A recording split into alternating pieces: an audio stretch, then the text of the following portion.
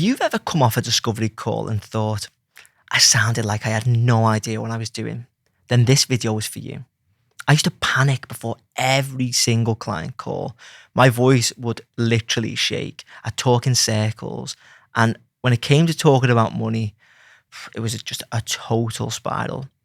But now, those exact same clients, I closed them for 10, 20, even 30K projects without any of that dread. So in this video, I'm going to show you how I flipped it and how you can too. First things first, you've got to nail the basics. So pre-call, we need to set the foundation before we even head on to our call. So first off, you need a decent webcam. I used to rock up, right, and this is so embarrassing to admit, but I used to rock up to calls where I'd be trying to pitch like 2, 3K, and I'd literally be in bed, right? I'd be in bed and I'd be using my MacBook webcam. Anyone who's used a MacBook webcam knows it's crap, right? And it's not fit for purpose if you are trying to charge high ticket prices on high ticket leads. So ideally get yourself a camera. So I use it's a Sony something or other. But if you're just starting out and you're trying to nail your core basics, you don't need to go that far. What you can do is go to, I think the URL is elgato.com. It's basically, the company's called Elgato. They do phenomenal webcams. There's the Elgato, it's like a standard webcam, and then there's a pro one. The pro one is what I had, and that done me for a good 1 to 2 years before I went and got the full like 4K camera. That is like, I want to say $200. It'll be one of the best investments you ever make. Because I always say this to my students. I say, if you come onto a call, right, and everything is equal between you and someone else pitching, price is equal, you're from the exact same place, you look exactly the same, your portfolio is exactly the same, everything is the same, except you come on with a crap webcam and they come on with a 4K webcam. Who are they going to pick? They're going to go, okay, way more professional, I'm going to go with them. If everything else was the same, all variables, would that make a difference? Yes. Okay, well then it's a no-brainer. So get a good webcam. Make sure your background is clear.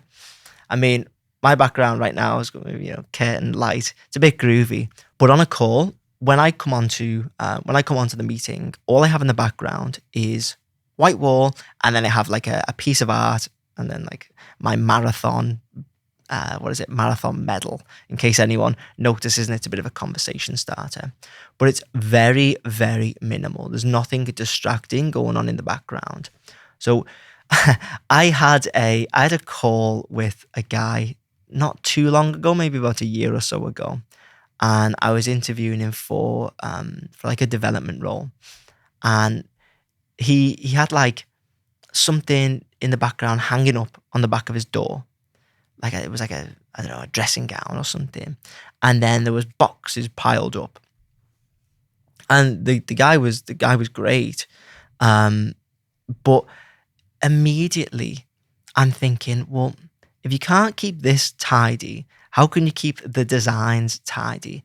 And I know that's not necessarily always the case, but sometimes clients will think like this. They'll think, okay, if you're going to charge 10, 20K for one site and you can't look after your office, well then how are you going to look after my baby, my company's website? It's such a small signal, but it's really powerful. It says everything without actually saying a word. So you have the clear background, you've got a great webcam, bit of good lighting goes a long way. You'll notice when you take a picture facing the window and you've got natural light on your face, you look 10 times better than when the light's behind you and it's facing the camera. So this is something you want to set up in your office or wherever you're working from. You want to make sure, if you can, you have natural light. If not, set up some lighting. So all you need, I mean, I'm not going to show you the setup here because it's crazy. It's a proper video studio. But if it's your office, all you need to do is it's called a key light. So you can either offset it a little bit to the left or right, or you can just put it straight on you. For the sake of simplicity, I would just get a simple ring light, pop it on top of your computer, and have that sat slightly behind the camera. So your face is lit up and it creates a bit of depth between you and your nice clear background. Bit of quality audio will go a long way as well. So the simplest thing to do here, I often tell people to buy a microphone because it makes you look the part. It makes you look like a real professional.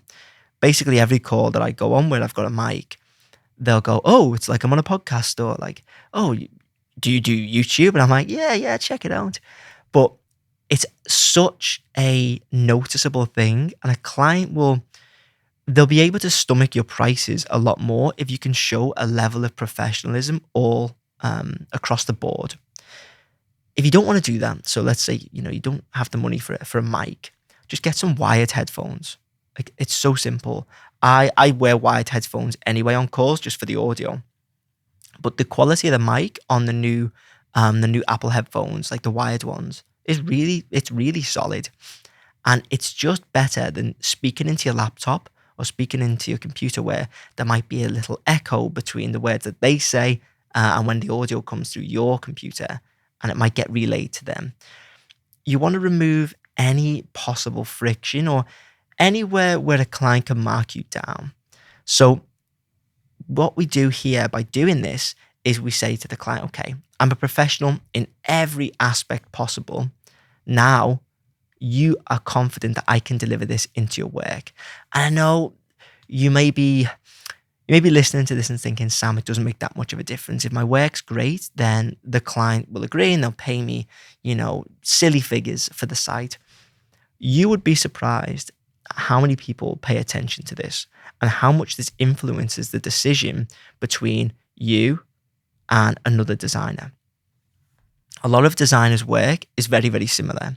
So it's all of these small aggregational gains that you can stack up that will close you more websites and higher quality, higher budget websites as well.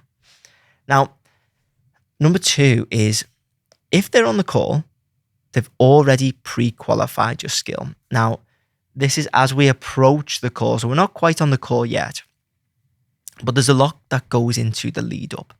So obviously, number 1, you want to get all your foundations in place.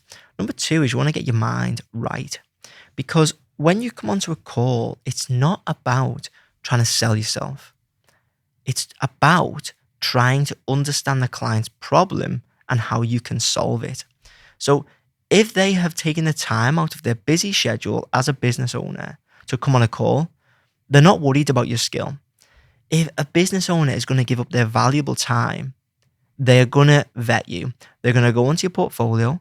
They're going to go into all your social media profiles, and they're going to check you out and make sure you're qualified. Because who wants to go into a call and then interview someone and then tell them all the problems?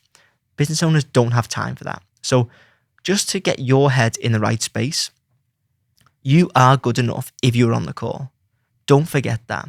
So the whole point of the call is to understand their problems, and you don't have to over-explain.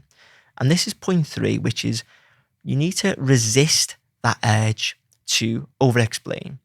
And what you want to do is slow down the cadence of your speech. So slow your words, even if it's uncomfortable. So for me personally, I've always been quite a fast speaker.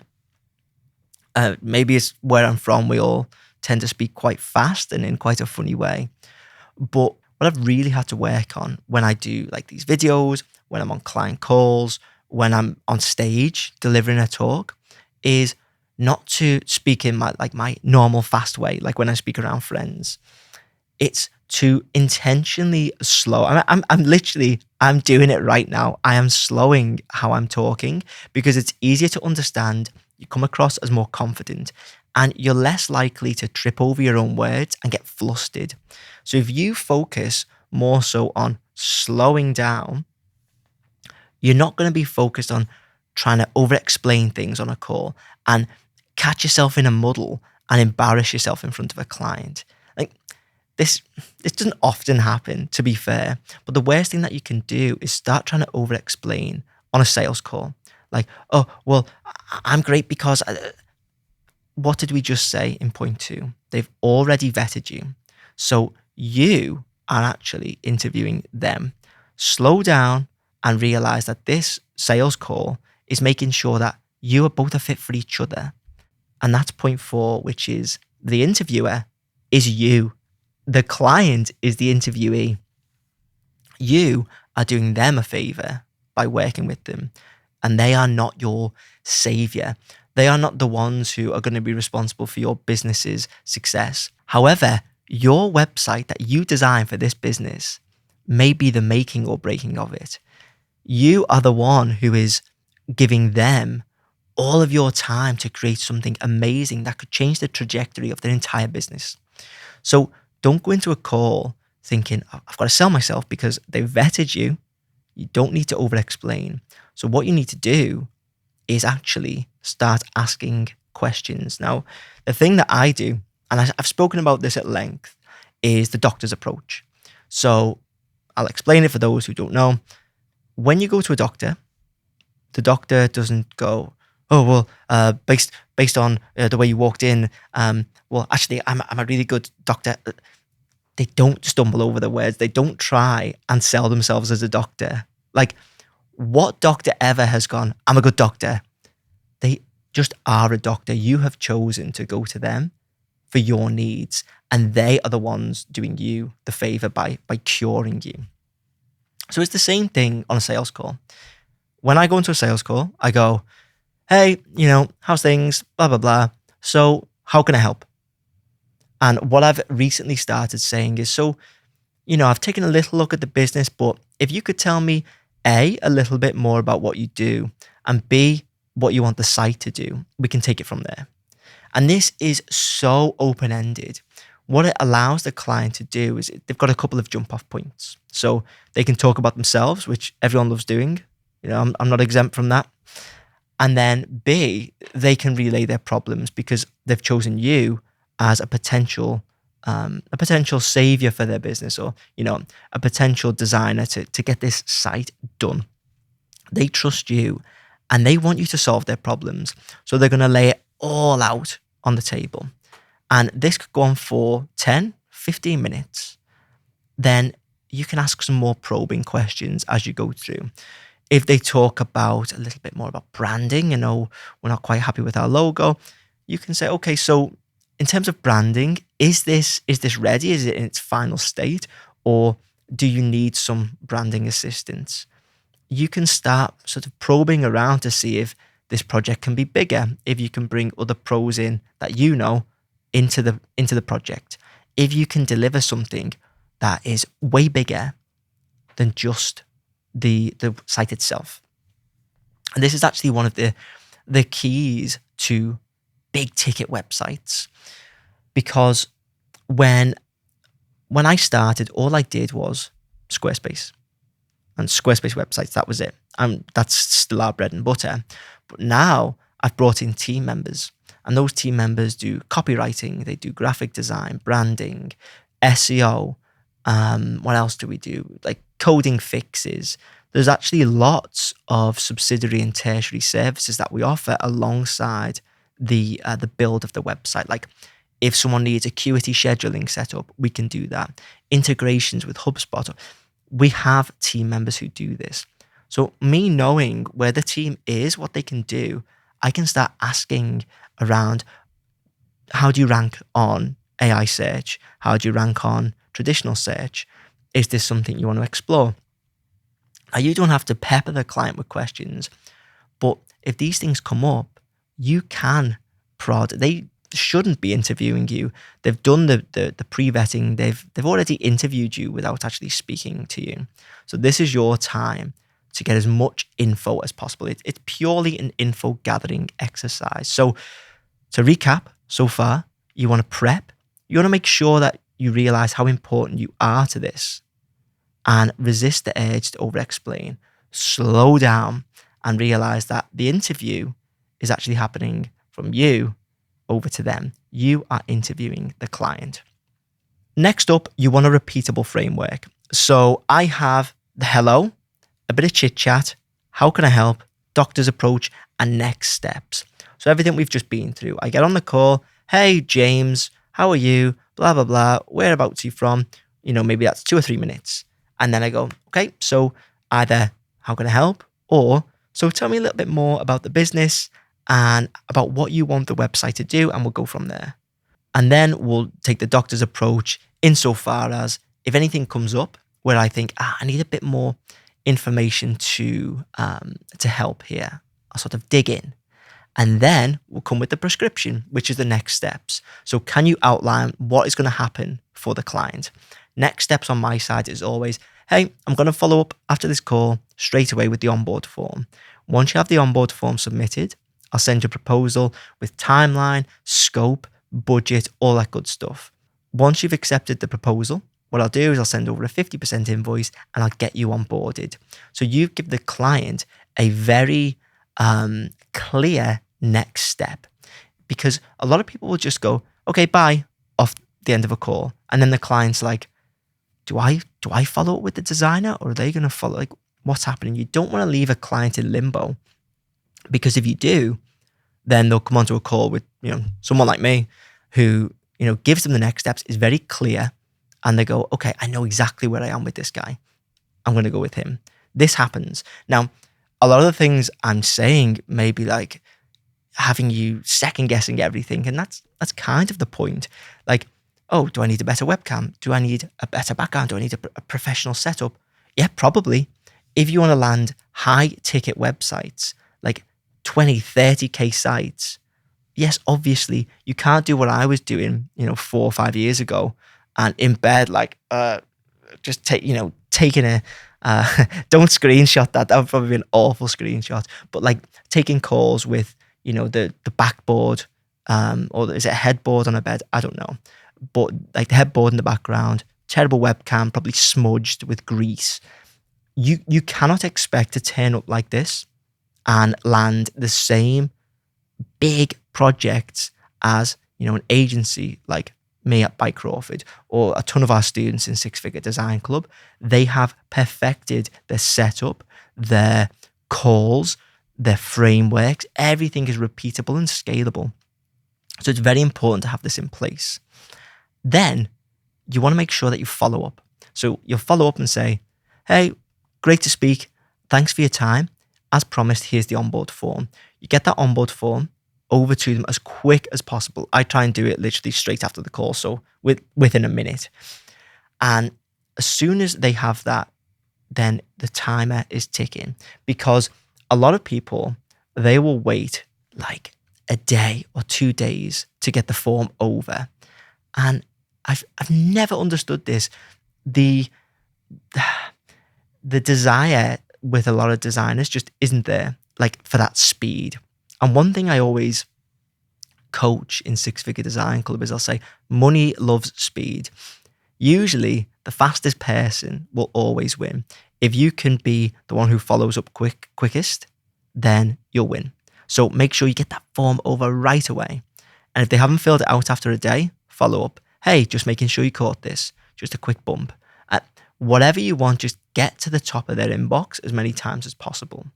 Usually, if a client's taking the time to hop on a call and you've outlined the next steps, they'll get that form filled in within 24 hours. Often, they'll be on their computer. So this is why you want to get it over straight away. If they're still on their computer after the call, they'll fill in the form there and then. And then you can get the proposal over within 10, 15 minutes. And then you can get them onboarded within an hour. Don't give them the chance to even think about looking elsewhere. You need to be pitching yourself as the one and the only. So that is how you set up for a call and you absolutely crush it.